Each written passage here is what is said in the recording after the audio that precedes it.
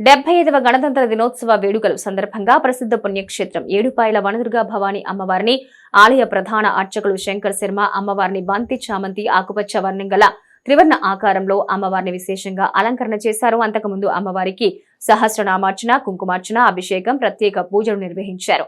తెల్లవారుజాము నుంచే అమ్మవారిని దర్శించుకోవడానికి గర్భగుడి ముందు ఉన్న పాయలో స్నానమాచరించి మొక్కులు చెల్లించుకుంటున్నారు.